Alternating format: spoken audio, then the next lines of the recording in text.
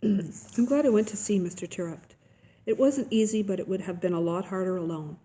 I don't know how Lexi did it, but I'm glad she was there because now we're friends again. I don't think she'll be mean anymore. I think Mr. Terupt helped her. Right from his coma, he helped the four of us make wrongs right. I don't know about Jessica's father. She seemed so perfect. I thought her family was too. I used to think Lexi was so lucky as well. Maybe I'm the lucky one, even with this extra meat in my bones. Maybe we're all lucky for having Mr. Terupt. I've been trying to figure out why the accident happened. Every night I pray and ask for help making sense of the tragedy. Mr. Terupt helped Lexi and us, and he helped me make it over to Anna's house. I want to go again. Her mom's very nice. And when he picked me up, I noticed that Charlie seemed to be looking at her. I decided not to say anything, though. Not to Charlie or about wanting to go over Anna's again. Not yet. At home, Mom and Grandma asked me how my visit went as soon as I walked into the kitchen. Did that woman do or say anything crazy? Grandma wanted to know. Was she okay? Mom asked gently. She seemed fine, Charlie said. He came to my rescue and then walked out of the room.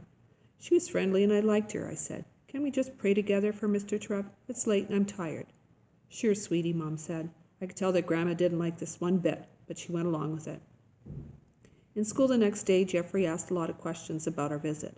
He had asked Luke questions, too. How many tubes did they have hooked up to him? What was the name of the stuff they were putting into him? Were they giving him blood? What was his heart rate? Jeffrey, stop, I said. We don't know the answers, and your questions are upsetting me. Sorry, he said. You should just go yourself. I saw him exchange a look with Jessica. I got the feeling there was something I didn't know. Sorry, he said again, then he walked away.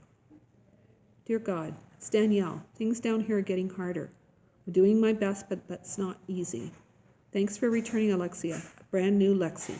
I'm very grateful for that, but I'm about to ask for more. It's Mr. Terupt. He really needs us. He looked terrible when I saw him. There are so many of us down here that we want him back so badly. He's the best teacher any of us have ever had, and I just know he's got lots of good left to do here. Comfort him if he hurts, and please heal him. There's Jeffrey, too. I saw the look he gave Jessica. Something is up with him. Please help him, and I'd like to pray for Jessica and Lexi and Anna, all three of them without dads. That's just another reason why we need Mr. Terupt back. And last of all, I want to pray for me. I'd like to go over to Anna's house again. Maybe you can help me with that. I've also been thinking a lot about who's to blame for Mr. Terupt's accident. I thought it was Peter because he threw the snowball. But after seeing Mr. Terupt, I'm wondering if it was me. I'm the one who suggested going outside, and I helped push Peter down. So I don't think I'm completely innocent. Please forgive me. Amen. Luke. I didn't think it would be as difficult going to see Mr. Terupt the second time. I knew what to expect. I was wrong. Seeing Mr. Terupt in that bed again wasn't any easier. I thought he would look better. I thought he was improving. But he looked the same. Still just lying there in his bed, surrounded by the same beeps and tubes and monitors and noises from the hall. It was all just the same. I felt the lump in my throat growing. Mom's hand touched my shoulder. She saw it happening too. I stood at the side of my teacher's bed in a state of disbelief, feeling helpless. Then the doctor walked in. At least I figured he was the doctor. He had salt and pepper hair, a white coat, and a smart face. He nodded to us and then moved toward Mr. Terupt. He checked some numbers and fluids, pulled back Mr. Terupt's eyelids to look at his pupils with his penlight, and then started to leave. Wait, I said, wait. He stopped and turned around. Are you Mr. Terupt's doctor? I asked. Yes, I'm Dr. Wilkins, one of the physicians. Is Mr. Terupt going to get better? I saw him take a big breath. He looked at my mother first, then me. I don't know, son. What's wrong with him? He's in a coma, but what's wrong with him? Dr. Wilkins pulled some chairs over for us all to sit in. He sat across from me. Mr. Terupt did a lot of wrestling while growing up and even into college, he started to explain. Turns out he had to give it up because he suffered multiple concussions along the way. These concussions have weakened his brain in certain regions. The snowball that was thrown hit one of those weaker areas, the temporal, $word, region, to be exact, and it cracked his skull. Dr. Wilkins looked very sorry as he said this. I don't know if he expected questions, but I had them. Does that mean Mr. Terupt wouldn't be in a coma if he hadn't suffered the multiple concussions? I asked. I can't say for sure, but probably not. What do you do now? Just wait? Dr. Wilkins took another big breath. I got the sense there was more to the equation. More bad news, or news he was hoping not to share. He glanced at my mother, who nodded, giving him the okay to explain. I didn't want a sugar-coated report. I wanted the facts, and my mom knew that. Mr. Terupt has some bleeding going on behind this crack, and the blood is collecting, $word, in his brain. We hoped it would stop, but it hasn't. He'll need to undergo brain surgery so that we can clamp the bleeding vessels. And then he'll be okay? If it works, hopefully, yes. I heard the word if loud and clear. And if it doesn't, I said? Brain surgery is risky. There's always a chance the patient won't recover. You mean die, I said. Mom put her arm around me. What's your name, son? Luke. Yes, Luke, your teacher could die during or as a result of the surgery, but I'm going to do my very best not to let that happen. I got up and stood by Mr. Terupt's bed. I looked at him. Dr. Wilkins got up and stood next to me. He's a pretty special teacher, isn't he? The doc said. I could only nod. Speaking would have made me cry like a baby. I'll do my best, Luke. That much I can promise. He squeezed my shoulder and left the room. Brain surgery, I thought. Mr. Terupt might never come back. I ran out into the hall. Dr. Wilkins, I yelled. He turned around. Does anyone else in my class know what you told me? Dr. Wilkins walked back toward me. We didn't know anything about his concussions at first, but another teacher, Ms. Newbury, was able to provide us with Mr. Terupt's background information. I guess Mr. Terupt had told her about his wrestling days, and it's a good thing, because we have no other contact person for him. I stood there quiet. No other person. There was nobody for Mr. Terupt. But to answer your question, there is another student in your class who knows what I told you, Dr. Wilkins said. Who? I think he said his name was Peter. I was silent. Peter?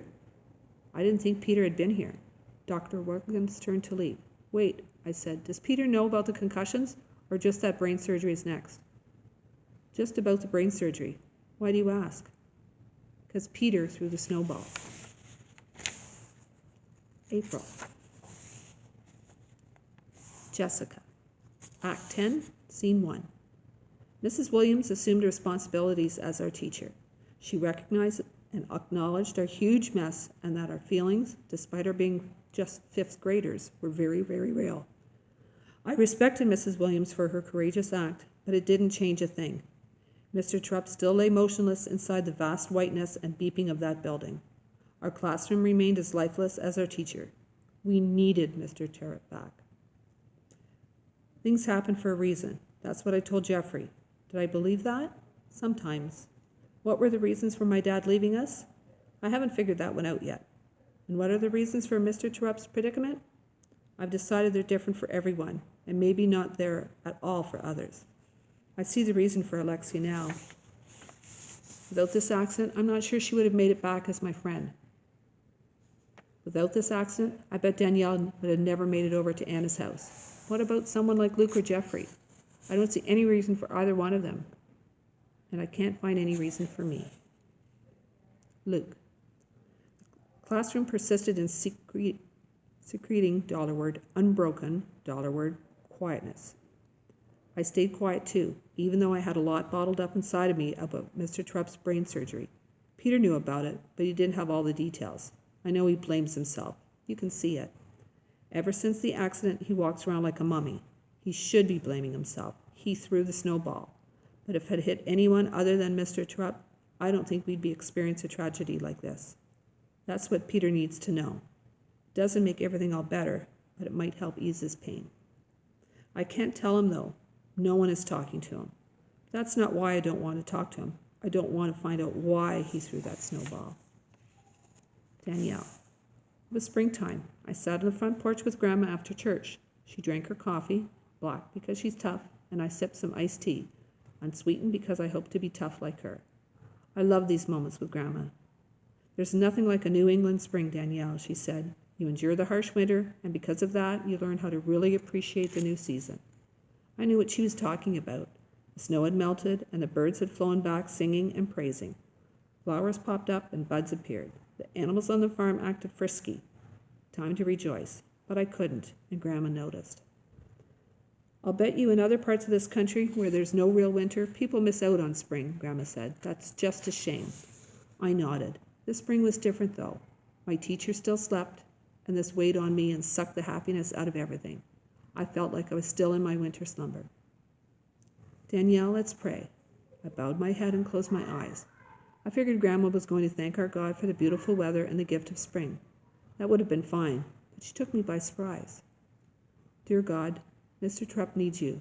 Now, I don't understand teachers these days, but I've come to realize that this Mr. Terupt is as good as they come. I've seen how he has touched my granddaughter and her friends. He's special. You don't need him up there yet, so you make sure you give him back to us real soon. Amen. Grandma had understood the important stuff. Her prayer made me feel better. I always feel better with Grandma on my side, even when she's telling God what to do. Thank you, Grandma, I said. I love you. I love you, sweetie, and I'll keep praying for him. I stayed in my winter slumber even after Grandma's prayer. But then, unexpectedly, I startled awake. Not because of encouraging signs from Mr. Terupt, but because of Anna's shocking news.